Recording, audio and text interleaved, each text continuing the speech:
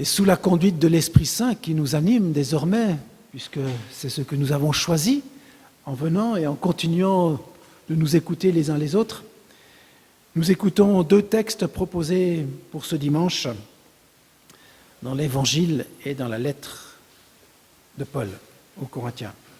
L'Évangile selon Marc, au chapitre 4, des versets 34 à 41, 35, 41. Le soir de ce jour, Jésus dit à ses disciples, « Passons de l'autre côté du lac. » Ils quittèrent donc la foule. Les disciples emmenèrent Jésus dans la barque où il se trouvait encore. D'autres barques l'accompagnaient. Et voilà qu'un vent violent se mit à souffler. Les vagues se jetaient dans la barque à tel point que déjà elle se remplissait d'eau. Jésus dormait sur un coussin à l'arrière du bateau. Ses disciples le réveillent et lui disent « Maître, nous allons mourir. Cela ne te fait rien ?» Jésus, réveillé, menaça le vent et dit au lac « Silence, tais-toi !» Alors le vent tomba et il y eut un grand calme. Jésus dit aux disciples « Pourquoi avez-vous eu peur? N'avez-vous pas encore la foi ?» Mais ils éprouvèrent une grande frayeur et ils se disaient les uns aux autres « Qui est donc celui-ci pour que même le vent et les flots lui obéissent ?»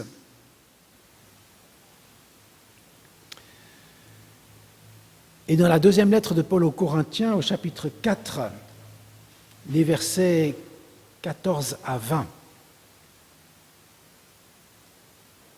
Nous sommes subjugués par l'amour que le Christ nous a témoigné. Il nous étreint, il nous presse et nous pousse en avant. La conviction à laquelle nous sommes arrivés et qui nous guide est celle-ci. Si un seul homme est mort pour tous, il s'ensuit que tous sont morts. Et pourquoi est-il mort pour tous? Pour que ceux qui ont été ressuscités à une vie nouvelle ne continuent pas à mener, selon leur gré, une petite vie égoïste, mais qu'ils vivent pour celui qui est mort et qui fut ressuscité pour leur salut. Ainsi, désormais, nous ne jugeons plus personne d'après des critères purement extérieurs, à la manière du monde. Autrefois, notre jugement sur le Christ lui-même se basait sur son apparence extérieure. Ce que nous pensions de lui s'inspirait des points de vue du monde. Mais maintenant, nous le connaissons d'une autre manière. Si quelqu'un d'entre nous entre en communion vivante avec le Christ, il devient un humain nouveau. Il est recréé. L'ancien état est dépassé. Ce qu'il était autrefois a disparu. La nouvelle création a déjà commencé. Voici, tout est devenu nouveau. Tout cela, du début à la fin, est l'œuvre de Dieu. Il nous a réconciliés avec lui-même par le Christ et il nous a confié le ministère de la réconciliation. En effet, en Jésus-Christ, c'était Dieu en personne qui réconciliait le monde avec lui-même, ne tenant plus compte du péché des hommes. C'est ce message de réconciliation qu'il a mis sur nos lèvres et nous a chargés de proclamer publiquement. Puisque nous en avons reçu la mission, nous parlons donc en ambassadeurs du Christ. Par notre moyen, Dieu lui-même adresse son invitation aux hommes. C'est au nom du Christ que nous les supplions, laissez-vous réconcilier avec Dieu.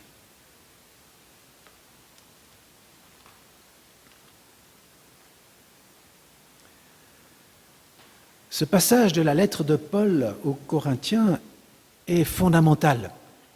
Il fait écho à ce que nous vivons en ce moment, dans nos églises, comme en politique d'ailleurs. Si quelqu'un est en Christ, il est une nouvelle créature.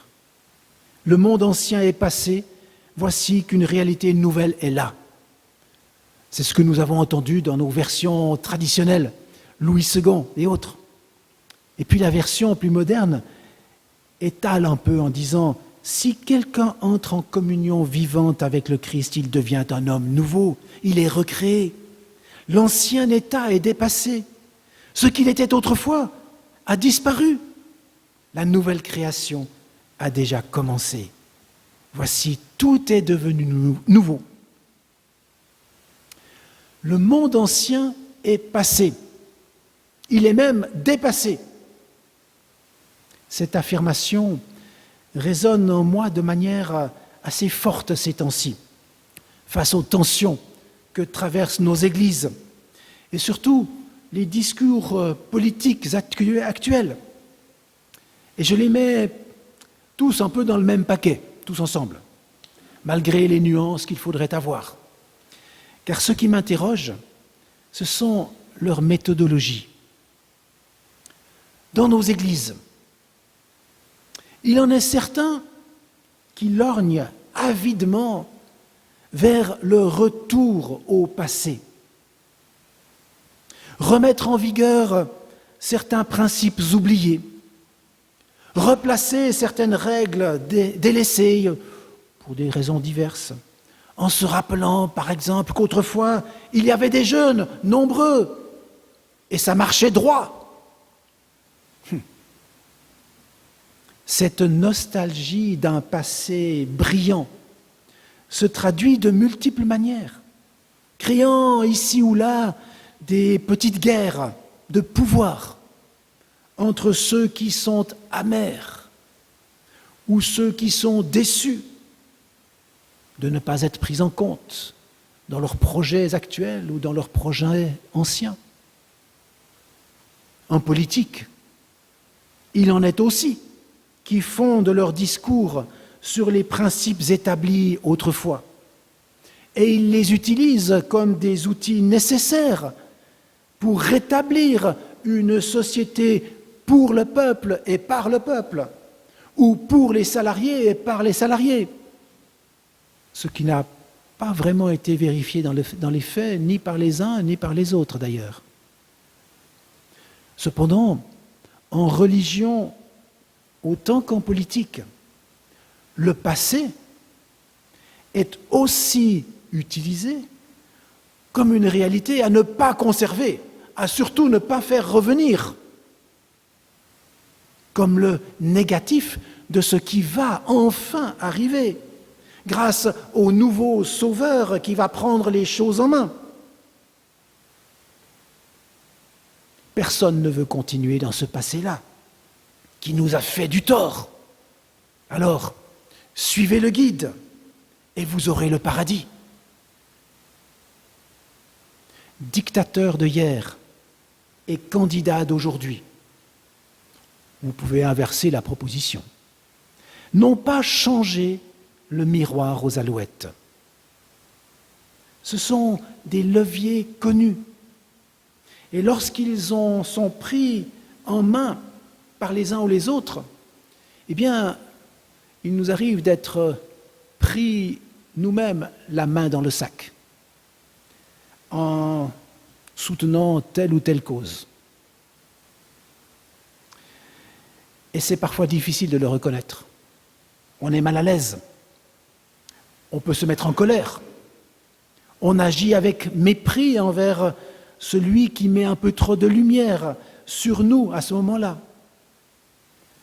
Et c'est alors que nous pouvons peut-être entendre le message de Paul qui apporte une autre lumière encore. Paul reconnaît qu'il y a un autrefois, un monde d'avant, un monde ancien. Et ce monde-là, il est dépassé, il est révolu. Il n'y a aucun avenir avec lui. Inutile de vouloir le perpétuer dans son existence, ni d'en faire seulement un bouc émissaire. En écrivant cela, il ne dénigre pas ce monde, parce qu'il passe, mais parce qu'il y vit déjà, il y vit encore. Il dit qu'il ne peut plus apporter plus qu'il ne l'a fait jusqu'à présent. Il est comme arrivé au bout de ses capacités. Ce monde ne fait que répéter les mêmes principes diaboliques depuis ses origines, comme il l'explique en Romains chapitre 7. Et vouloir y rester ou le reconduire ne peut pas le faire produire de véritables nouveaux fruits.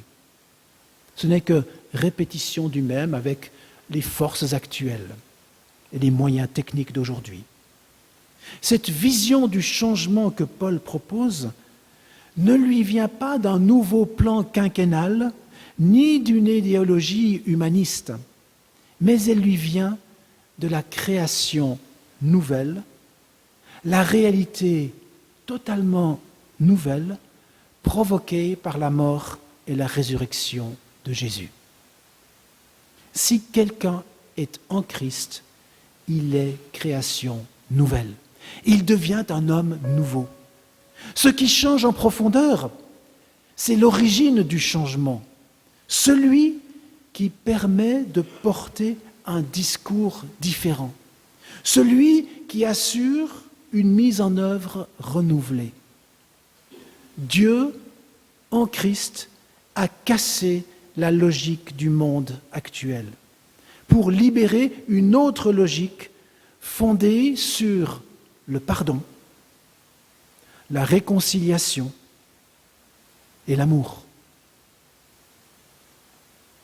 Le monde est devenu ancien avec ses logiques de pouvoir, de calcul, de mérite et de rejet.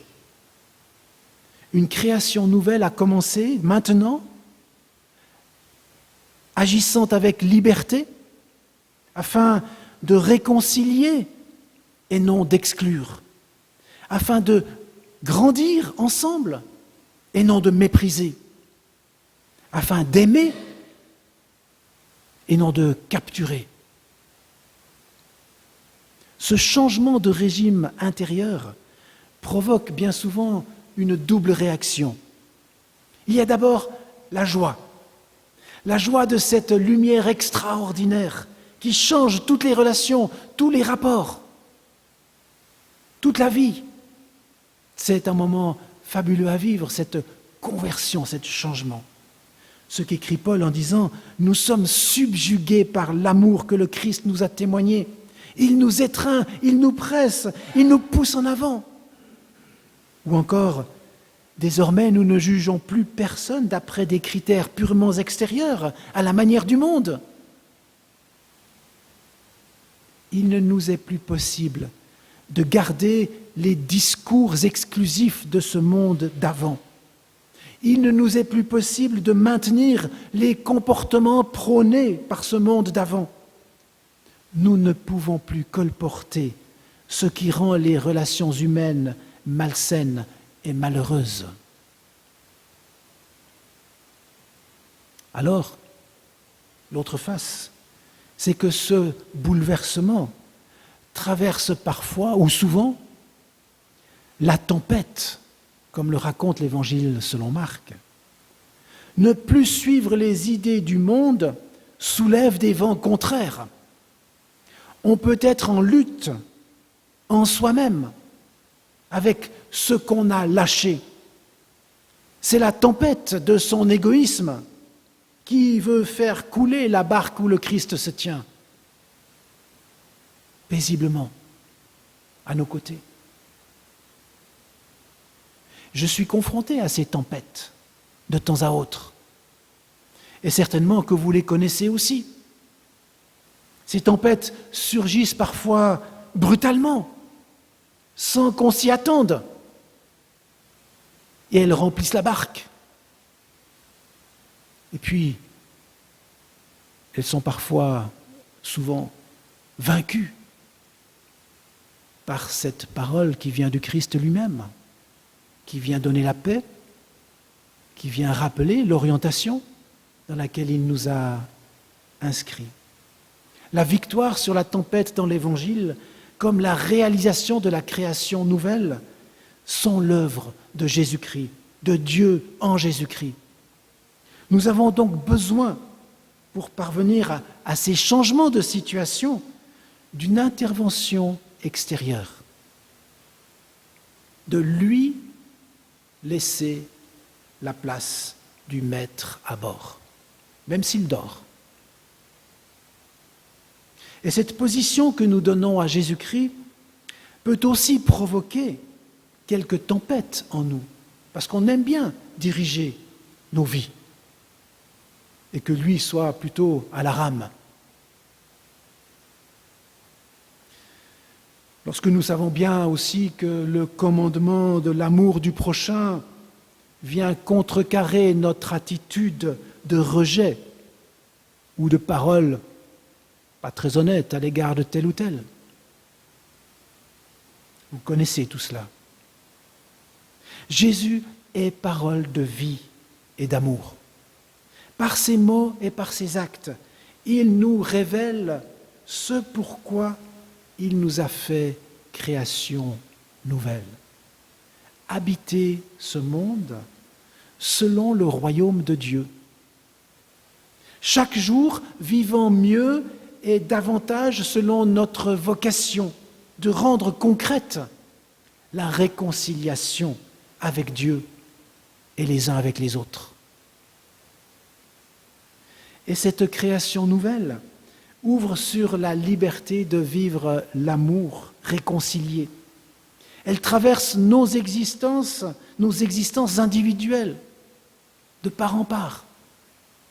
Parfois c'est visible sur la personne, parfois nous avons besoin de cheminer avec elle.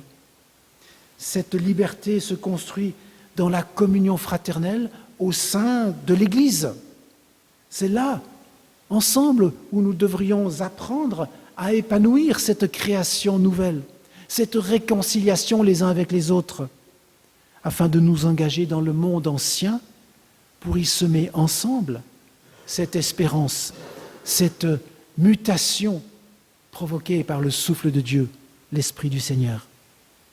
Et c'est maintenant. Ce n'est pas pour demain, c'est maintenant, dit Paul. Telle est maintenant la vocation commune de tous les enfants de Dieu. Libérer les êtres humains du souci d'eux-mêmes en les réconciliant avec Dieu. Et puis les envoyer de par le monde pour participer et servir à cette réconciliation que nous croyons nécessaire et indispensable, qui recouvre la notion de pardon, d'amour, enfin, tous ces fruits de l'esprit dont on a parlé tout à l'heure. Et cet appel peut rejoindre et atteindre aussi bien le côté religieux et personnel de chacun que tous les aspects politiques ou sociaux dans notre monde. Pouvons même rejoindre celles et ceux qui partagent ce goût de la justice, de l'amour et de la liberté, qui ne sont pas de nos traditions, alors même que nous allons garder en point de mire le règne de Dieu qui vient en Jésus-Christ.